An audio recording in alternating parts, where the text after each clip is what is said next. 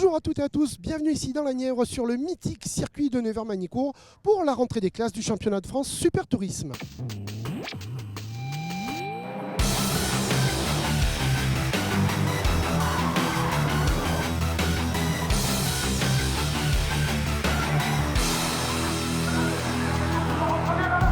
Avant la trêve estivale, nous étions arrêtés du côté du Val-de-Vienne début juillet où Yann Erlacher avait frappé un grand coup puisqu'il avait ravi la place au classement général à son partenaire du team Vivan Muller Racing, Antoine Young, mais ce dernier n'a pas dit son dernier mot, tout comme Antonin Borga, Benjamin Lagier, Éric Trémoulet et Ronald Basso qui lutteront jusqu'au bout.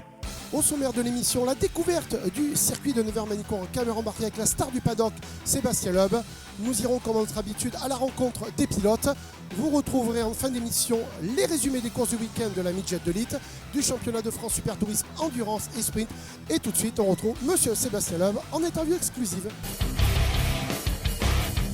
Allez, je suis avec Monsieur Sébastien Loeb, le non-nup, le champion du monde des rallyes. Sébastien, vous étiez à Nogaro sur le championnat de France Super Tourisme, vous récidivez à Nevers.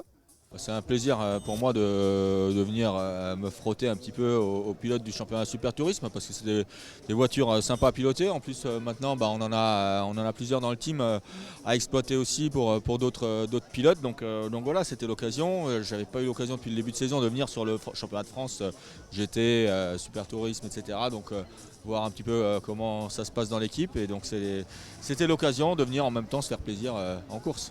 Comme vous le disiez à l'instant même, vous avez 3 voitures engagées sur le championnat de France Super Tourisme. Quel est l'intérêt pour le team Sébastien Loeb Racing ? L'intérêt, c'est d'ouvrir les portes à différentes échelles du championnat.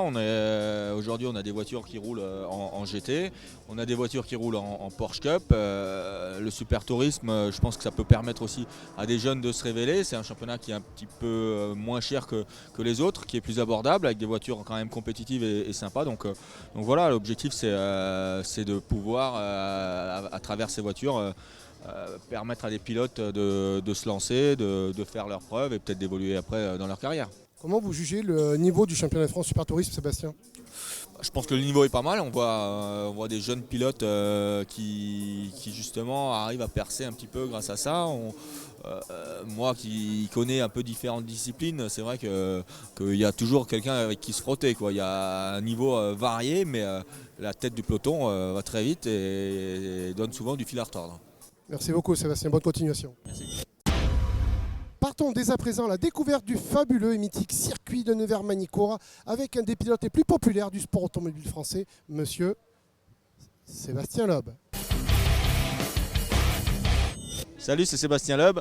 Venez avec moi découvrir le circuit de Manicourt avec ma Super Tourisme. Là, on est dans la ligne droite des stands, donc le tour commence là. Un premier gauche qui est très rapide, qui est presque à fond, il faut juste légèrement soulager sans trop déstabiliser la voiture, ce qui n'est pas facile.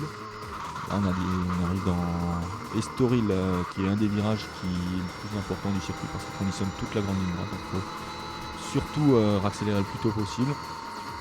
Là on arrive dans une longue ligne droite qui est conditionnée effectivement par ce dernier virage, donc très important. Un freinage, il faut essayer de freiner le plus tard possible. Une épingle au bout, donc en première. Il faut essayer de bien casser sa vitesse et accélérer droit le plus tôt possible. Donc c'est pour ça qu'on vient chercher l'extérieur. Là on va arriver donc à la chicane la plus rapide qui passe en 5e. Tout le secret est de réussir à garder un maximum de vitesse. On passe très près des bords, c'est assez fin. Un long virage qui est le 180 parce qu'il fait 180 degrés, donc il dure très longtemps. Voilà, une petite ligne droite et on arrive sur la chicane d'Imola qui est donc masquée, l'entrée est masquée, donc c'est assez difficile de trouver le point de braquage et l'extérieur dans sortie est masqué aussi, on voit pas trop, donc assez délicat, sans doute un des endroits les plus compliqués du circuit.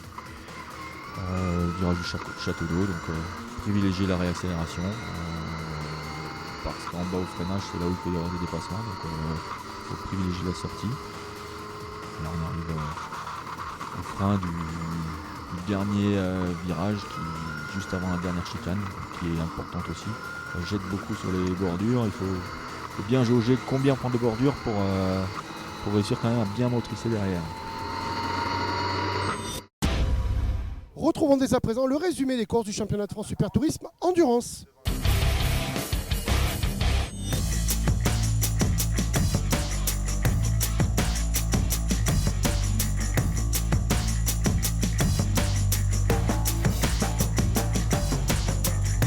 Allez, je suis Greg Desmoustiers du Team VIP Challenge qui a concouru les 2 années précédentes en GT Tour. Une petite pige là à Manicourt sur le championnat de France Super Tourisme. Prêt? Ah ouais, je suis prêt. C'est un peu le retour aux sources. Ça faisait longtemps que j'avais pas roulé en championnat de France. Donc, ça faisait 1 an, ça paraît longtemps puisque j'en ai fait pendant un paquet de temps. Donc ouais, je suis content d'être là. Je suis prêt. La qualif, ça s'est pas trop mal passé. Je suis 8ème. Et voilà, je pense que ça va être une belle course. C'est assez serré entre les 10-12 premiers. Donc ça va être sympa.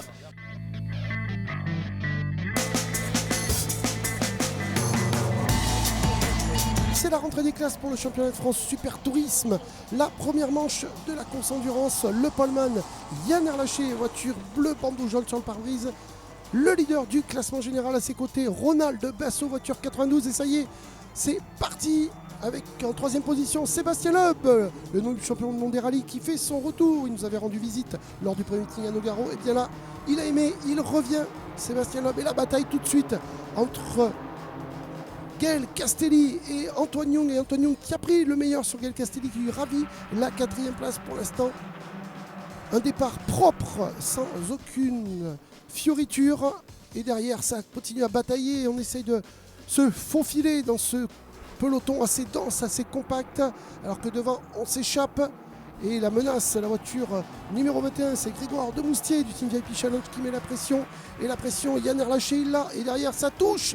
Et ça part à la faute. La voiture 21, Grégoire Demoustier. C'en est fini pour lui. La touchette, la sortie de piste.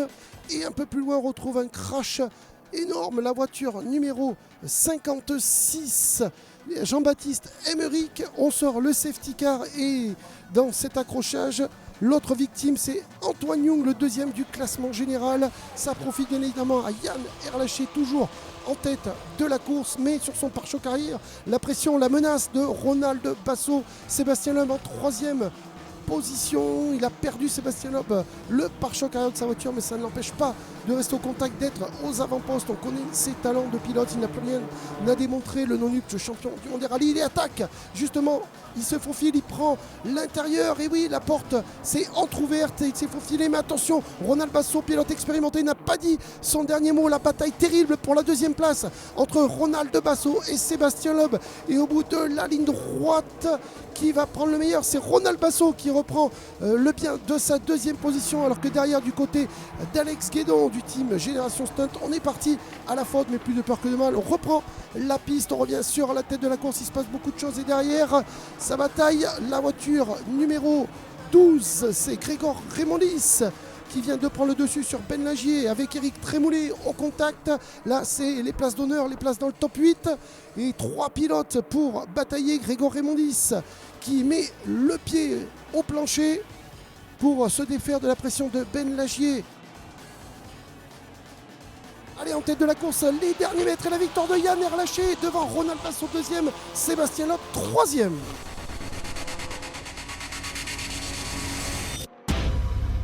Allez, avec Ronald Basso du Team M92, Ronald 2e position, ça a été chaud la bataille pour aller chercher la première place, mais aussi il y avait un certain Sébastien Loeb dans les rétros. Oui, une petite erreur, et Sébastien est revenu, on a fait un petit peu de touchette tous les deux, mais bon, ça restait propre, je sais qu'avec lui il n'y a pas de souci. Après, fin de course, je pense qu'il était un petit peu plus vite que Yann, dommage qu'il manquait 2-3 tours, mais je pense qu'on j'aurais peut-être pu aller chercher.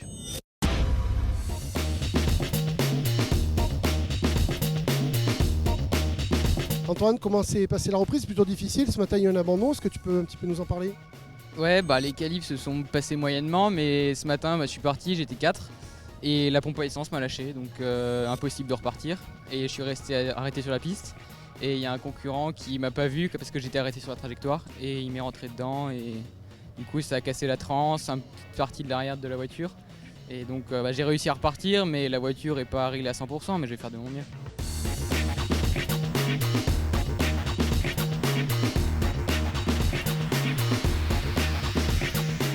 La 2e manche du championnat de France Super Tourisme Endurance avec Yann Erlaché, une nouvelle fois le poleman, le vainqueur de la première manche. À ses côtés, Ronald Basso, Sébastien Loeb 3e, on reprend les mêmes et on recommence. tout proche Serge Noche, la voiture numéro 10 du team Speedcar. Et c'est Yann Erlaché qui lance les débats. À ses côtés, Ronald Basso, Yann Erlaché qui est en tête avec Antoine Young à 4e position. Et la bataille derrière tout de suite, on attaque. Ronald Basso, la pression de Sébastien Loeb. C'est la bataille pour la 2e place. Et Sébastien Loeb, comme lors de la première manche, qui prend l'intérieur. Oh, pare-choc contre pare-choc. L'aile avant gauche de Ronald Basso qui s'envole. Vous voyez qu'entre Ben Lagier, Antonin Borga, le Suisse et la voiture 21, c'est celle de Grégoire Demoustier. Et bien la bataille fait rage. Là aussi, c'est les places d'honneur. Aller chercher maximum de points, d'autant plus qu'Antonin Borga et Ben Lagier sont à la lutte pour le classement général, même si Yann Erlaché les devance de nombreux points. Mais on voit que les 5 premiers pilotes au classement général se tiennent en moins de 100 points. C'est extrêmement serré avec, vous voyez, 3, 4 voitures, 5 voitures, c'est assez dense. Le peloton à la poursuite de Ben Lagier avec Antonin Borga derrière et devant Sébastien Loeb. Oh là là là là, la lutte toujours qui fait rage entre Grégoire Demoustier, la voiture 21 et la voiture numéro 8 d'Antonin Borga. Ça plonge à l'intérieur. Est-ce que Borga sur l'extérieur va arriver à garder de la vitesse et garder sa place? On est portière contre portière. Oh, les touchettes entre les deux pilotes. On y va l'intox, on essaye de se faire la place. Et c'est Antonin Borga, le Suisse, qui semble-t-il a pris le dessus. Oui, on se ravise du côté de Moustier. Et la 2e victoire pour Yann Erlaché, le jeune pilote alsacien du team Formula Racing. 2 courses, 2 victoires, carton plein pour lui. Et c'est bon pour le classement général. Le 2e, c'est Ronald Basso. Et le 3e, Antoine Young, qui retrouve le podium. Et je sais que Yann Erlaché, le grand gagnant de la journée, 2 courses, 2 victoires. Finalement, tu as bien fait de venir, Yann. Oui, effectivement, c'était pas certain que je sois là, mais effectivement, j'ai bien fait de venir parce que ça fait carton plein pour aujourd'hui. Encore merci à toute l'équipe et toute ma famille, tous ceux qui m'ont supporté sur les réseaux sociaux et tout ça, parce que ça m'a donné beaucoup de courage pour pouvoir être en forme ici à Manicourt et pouvoir encore gagner ces 2 courses aujourd'hui. Je pense que je vais aller me coucher tôt ce soir parce qu'il fait très chaud dans les voitures et demain, on a encore une longue journée. Pour être performant, il va falloir que j'aille me coucher un peu plus tôt. Là. Oui, on a fait la moitié du chemin. Demain, il reste 2 courses sprint. Et là, il faut engranger le maximum de points parce que toi, tu vises le titre de champion de France dans 2 grands prix et demi, on va dire. Oui, exactement. C'est vrai que ça paraît encore loin, mais on va commencer à songer à marquer des gros points et à prendre peut-être pas tous les risques pour rien. Donc on va penser à marquer de gros points à partir de maintenant. Ouais. Bonne récup. Merci. Allez, messieurs, dames, on approche. N'hésitez pas, les gars, les jeunes, et là, il y a du churros nature, Nutella, il y a de la glace pour tout le monde. Oui, monsieur. Qu'est-ce que tu fais? J'arrondis mes fins de mois, monsieur. Allez, plus sérieusement, on va retrouver monsieur Ludovic Bellinato, le team manager de No Limit Racing.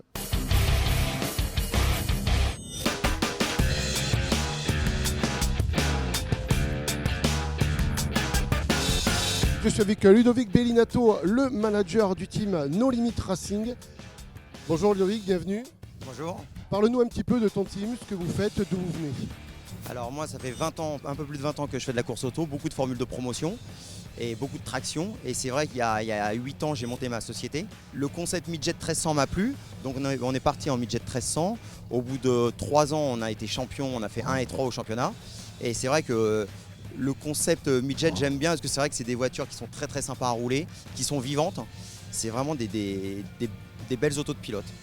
Alors tu as 4 voitures qui concourent ce week-end, 2 en Midjet de lead, 2 en Super Tourisme, dont Ben Lagier, 4e au classement général, très proche, il a 16 points je crois de la 3e place, à une trentaine de points de la 2e place. La première ça va être un peu plus compliqué, l'objectif c'est de se rapprocher au maximum de la première place j'imagine. Alors moi j'attends de Ben énormément, j'aimerais bien qu'il gagne une course, il n'en a pas gagné jusqu'à maintenant. Il roule très très fort, sous la pluie on va dire qu'il atomise pas tout le monde mais pas loin. En course c'est vrai qu'il est souvent le plus vite. Il fait des erreurs, pourquoi il fait des erreurs? On roule jamais. Jamais. Donc sans rouler, on peut pas acquérir des petits réflexes, on peut pas, voilà, ça manque de roulage. Mais c'est vrai qu'en pointe de vitesse depuis l'année dernière, il a vraiment évolué. Voilà, il faut un peu de chance. Au Vigan, on n'a vraiment pas eu de chance. On passe en tête et il touche un vibreur, il part en tête à queue. Malheureusement, il finit dans le bac. On était en tête. Voilà, donc pas beaucoup de chance. J'espère que ça va nous sourire ce week-end et puis qu'on va arriver à faire en tout cas un podium et puis un podium en fin d'année, bien sûr. Et tout de suite, on retrouve le résumé des cours du championnat de France Super Tourisme Sprint. Et le départ imminent du championnat de France Super Tourisme Sprint. La première course est partie avec le poleman. Yann Erlaché, la voiture bleue numéro 68 à ses trousses. Sébastien Loeb en deuxième position. En troisième position, c'est Ronald Basso. Et l'attaque d'Antoine Young, magnifique. L'attaque d'Antoine Young sur Quentin Giordano. Ça passe pour Antoine Young qui récupère une place. Et maintenant, on va essayer d'aller chercher plus haut. Et là, attention, la touchette, Quentin Giordano. Ils sont à 3 avec Young et Borga, le Suisse. Sa bataille sévère et le capot qui s'envole d'Antoine Young en pleine ligne droite. Éjection du capot. Antoine Young, hop là, sur le vibreur, c'est passé limite. Antoine Young toujours à la bataille avec Quentin Giordano, la voiture numéro 4 qui part à la faute. Et toujours la tête de la course avec Yann Erlaché à ses trousses, le non-nul champion du monde Sébastien Loeb. Pour l'instant, il ne lâche pas, il lui met la pression. Sébastien Loeb, il attaque, il plonge à l'intérieur sur Yann Erlaché, ça passe. Derrière la touchette, Yann Erlaché qui recroise et qui endommage la voiture de Sébastien Loeb. Sébastien Loeb, l'aile arrière qui frotte le pneu, d'où cette fumée abondante qui sort de sa voiture. Et ça profite aussi à Ronald Basso, le pilote du team BM92, qui s'incruste et prend la deuxième place. Et là en bataille pour la première place, Ronald Basso sur Yann Erlaché, plus de capot suite à l'incident avec Sébastien Loeb. Et oui, le plus rapide c'est Ronald Basso. L'attention qui se porte sur la voiture de Sébastien Loeb en difficulté, passé intérieur par Ben Lagier. Sébastien Loeb qui abandonnera suite à son choc avec Erlaché. Erlaché qui aurait dû finir en deuxième position, qui bien sera déclassé, qui va rétrograder à la 13e place. Et cela profitera alors que Ronald Basso, sous le drapeau damier, valide sa victoire. Et on retrouvera donc en deuxième position Benjamin Lagier, en troisième position Antoine Young. Le malheur des uns fait le bonheur des autres, Antoine, parce qu'il n'était pas gagné celui-là. Ouais, c'est vrai que c'était une course assez dure. Ouais, je partais 8ème et j'ai réussi à remonter pas mal de places dès le départ. Après, j'ai dû me batailler avec De Moustier, mais c'était assez sympa. J'ai perdu un bout de capot, par contre, enfin le capot entier dans la bagarre, mais franchement, c'était une course sympa. Et en arrivant à la fin de la course, je savais pas du tout que j'étais 3ème, du coup, je suis allé au parc fermé, mais bonne surprise. Retrouvons maintenant le sympathique pilote suisse Jean-Luc Papot du team Cardeco Racing en interview exclusive. Allez, je suis avec le très sympathique Jean-Luc Papot, pilote suisse du team Cardeco Racing. Jean-Luc, tout d'abord, on va prendre tes nouvelles parce que tu nous as fait la plus belle des cascades depuis le début de la saison. 3 tonneaux, record à battre. Comment ça va ? Écoute, ça va bien, je suis content d'être de retour à Magny-Cours. En fait, heureusement, moi j'ai rien eu, en fait, c'est que la voiture qui a été complètement démolie. Mais physiquement, je suis en pleine forme. Je suis un petit peu quand même stressé quelque part de remettre en fait le cul dans le siège comme on dit. Et le premier départ, c'est un petit peu pour moi une certaine tension vu que la dernière fois j'ai fini avec 3 tonneaux. Mais l'envie y est. Dans la vie privée, alors Cardeco Racing, c'est ton patron, Antonio, qu'on verra un petit peu plus tard au fil de la saison. Tu fais quoi exactement? Comment tu organises tes week-ends, tes déplacements, puisque tu vis en Suisse? Tout se déroule en France. Comment ça se passe? Alors effectivement, Cardeco, c'est une entreprise immobilière. On fait également aussi un peu d'achat et de vente de voitures anciennes. Depuis la Suisse, on est quand même relativement assez proche de la France. Le seul circuit le plus long, c'est Nogaro. Donc on n'y vient qu'une fois en début de saison, ça va. Sinon, c'est que du bonheur. Et quelque part, c'est du jeudi au dimanche. C'est pour la passion, c'est pour la voiture. C'est des amis, que du plaisir en fait. Donc c'est pas une contrainte de venir en France s'amuser avec vous. Le départ imminent de la deuxième course sprint du championnat de France Super Tourisme avec aux avant-postes Yann Erlaché et Ronald Basso, des habitués, alors que derrière on est sorti un petit peu extérieur. Pour l'instant tout le monde est sur la piste, oui, plus de peur que de mal. Yann Erlaché qui maintient sa première place, sa place de poleman, alors que derrière on est sorti extérieur. Et oui, on est arrivé trop vite et c'est la voiture numéro 4 de Quentin Giordano qui est parti à la faute, et l'attaque de Castelli sur Basso et qui le touche derrière. L'attaque intérieure, Sébastien Loeb qui plonge sur l'ouverture et qui reprend la première place, la place de leader. En troisième position, on retrouve Castelli qui est revenu sur Yann Erlaché. La bataille qui fait rage, c'est la bataille pour la deuxième place qui se joue. Allez, Castelli qui plonge lui aussi et qui prend la deuxième place à Yann Erlaché. Le poleman qui rétrograde en troisième position. Et derrière, ça continue à batailler. Oh, la touchette Eric Trémoulet sur Nicolas Gomard. Et là, c'est maintenant l'attaque de Gaël Castelli sur Sébastien Loeb. C'est la première place qui se joue. Mais attention, Sébastien Loeb, l'expérimenté Sébastien Loeb qui n'a pas dit son dernier mot. Sébastien Loeb semble être le mieux placé à l'intérieur. Oui, il reprend la première place à Castelli. Castelli qui ne lâche pas, qui essaye de remettre un coup à droite, à gauche, à droite, ça zigzag. On essaie d'y aller à l'intox. C'est là, Castelli qui percute par l'arrière. Sébastien Loeb en tête à queue, mais Castelli qui attend. Voilà, il a vu qu'il avait certainement fait une faute. Il laisse repartir l'homme. Et le problème, c'est que derrière, eh bien, il y avait Erlaché à l'affût. C'est lui qui va profiter, qui va s'imposer. Yann Erlaché, magnifique, qui fait un 3/4 ce week-end. Il s'impose pour la troisième fois en deuxième position. On va retrouver Sébastien Loeb en troisième position. Antoine Young.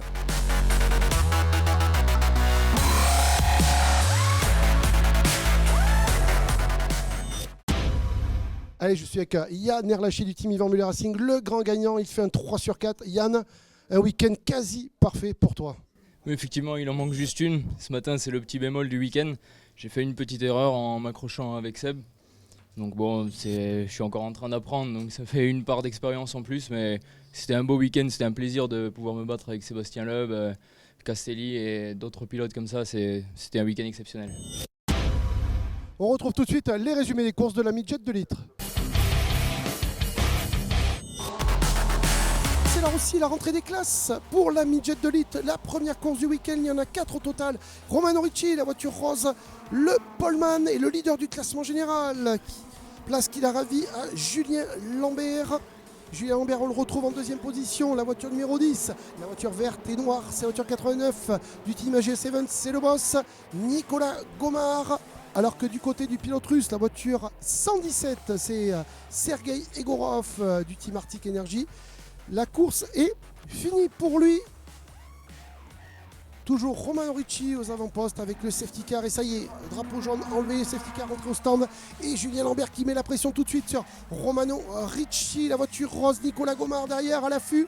En embuscade de Nico Gomard. Est-ce que Romano Ricci va arriver à prendre le dessus? Intérieur, il plonge. Non mais il me semblerait que oui. La corde. La meilleure trajectoire, elle est pour Julien Lambert qui remet des gaz derrière. Et c'est Nicolas Gomard qui profite de ce duel pour ravir la deuxième place à Romano Ricci. Très belle manœuvre de Nicolas Gomard, la voiture 89. Mais attention, Romano Ricci, le leader du classement général, n'a pas dit son dernier mot. Et Romano Ricci à nouveau qui riposte. Et intérieur qui passe Nicolas Gomard, le mano à mano entre les deux pilotes. Allez, la bataille acharnée pour la deuxième place. Pour l'instant, elle est dans les mains ou dans le volant de Romano Ricci, la voiture rose. Numéro 13 du team Escarassi, Nicolas Gomard en voiture 89 du team AG7. Et la victoire de Julien Lambert qui renoue. Romano Ricci deuxième, Nicolas Gomard troisième.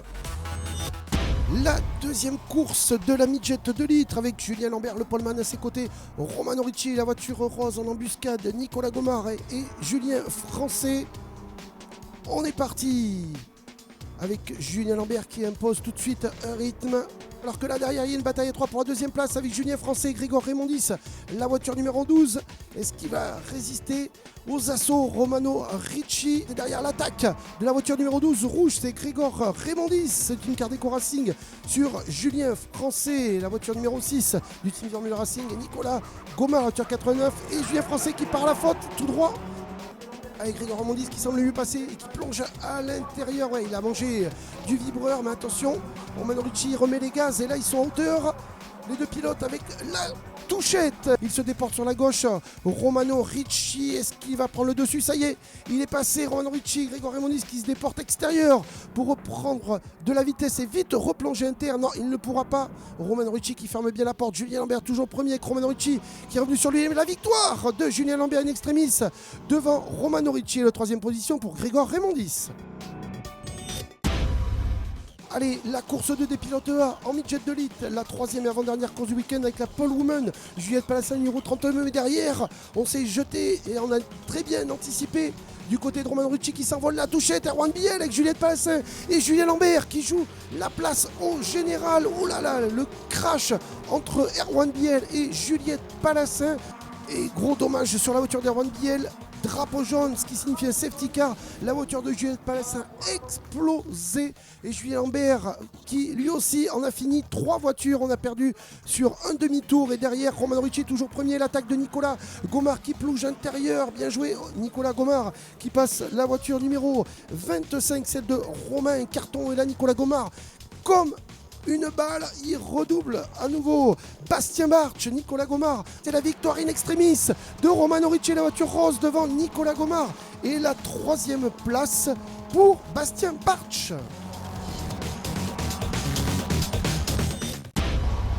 La deuxième course des pilotes B, la 4e et dernière course de la Midget de Elite avec Manu Damiani, voiture numéro 8, le Corse.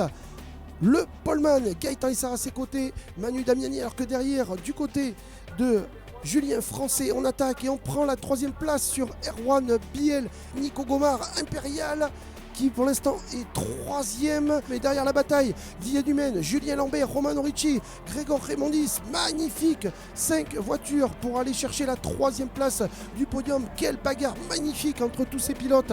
Et Julien Lambert qui va prendre le dessus sur Manu Damiani, intérieur, bien joué Julien Lambert. Nicolas Gomard qui se déporte sur la droite, qui va plonger intérieur et qui passe Manu Damiani. Julien Français pour l'instant qui ne trouve pas l'ouverture et il reste à quai alors qu'on double un retardataire. Et là c'est Grégor Raymondis qui porte un assaut sur Julien Français. Et Julien Lambert qui se dirige vers sa 3e victoire sur 4 courses. C'est le grand gagnant du week-end. En 2e position on retrouve Nicolas Gomard. La 3e place pour Grégor Raymondis.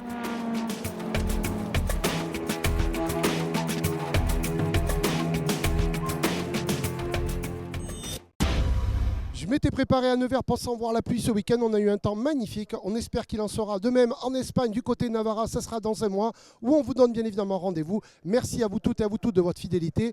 À très vite.